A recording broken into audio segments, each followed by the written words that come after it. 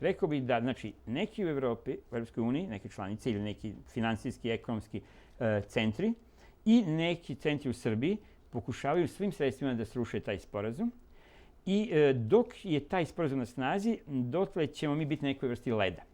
Dakle, nekoj vrsti leda kada je reč o evropskim integracijama. Čak i nezavisno od žalbe, da ne kažem tužbe Međunarodnom sudu, čak i nezavisno od Kosova i Euleksa i čak nezavisno od Haškog tribunala. A ja mislim da u našem interesu mora biti i, kažem, ekonomskom i političkom, da barem na tom suženom prostoru koji imamo pokušamo da igramo, što bi se reklo, na dva gola, mislim, i na dva fronta. Dakle, ali ne dva fronta, nego kad je reč, ne samo da igram, kad kažete front, onda misli sukob, nego prosto da igramo na dve strane. Dakle, mi se ne smemo odreći privilegovanih odnosa sa Rusima. Mi možemo čak dobro profitirati iz tog privilegovanog odnosa sa Rusijom. On je istorijski, verski, ne treba ga idealizovati, ali on očino postoji. Da, ne treba idealizovati ništa, ni Evropsku uniju, ni Rusiju. Naravno, ali u ovom trenutku mi imamo interes i Rusija ima interes, naravno da ima interes, da taj gasovod prođe ovuda. I jako bi bilo loše da to propadne. Ja se plašim, i to može da bude čak da sruši vladu. Se vraćamo, vidite, s ove međunarodne priče na ovu našu domaću, tugaljivu, unutrašnju političku priču. Ja mislim da čak vlada može pasti zbog toga.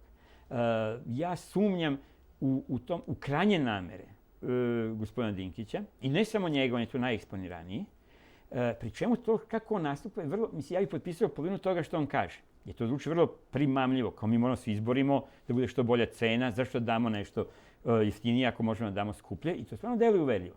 Ali igra je mnogo veća iza toga.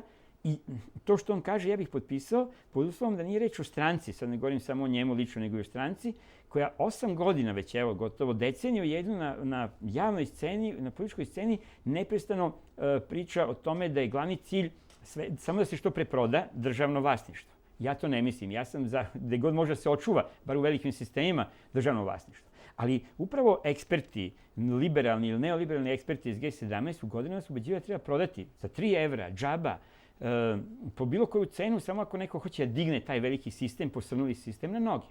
I to važi godinama. Važi godinama dok se ne pojave Rusi kao kupci.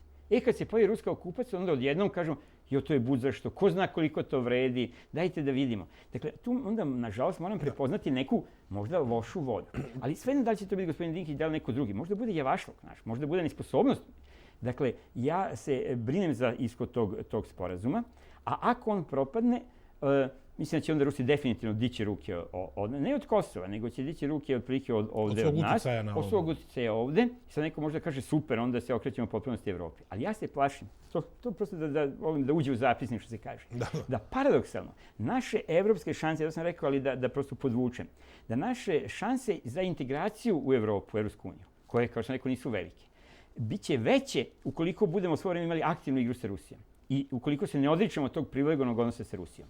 Ukoliko bi se, recimo, skršio taj gasni sporazum, Rusi na neki način proterali definitivno sa Balkana i Srbije, a blizu je toga, na ivici smo toga, ja mislim da onda tek više niko ne bi imao interes da nas prima u Evropsku uniju.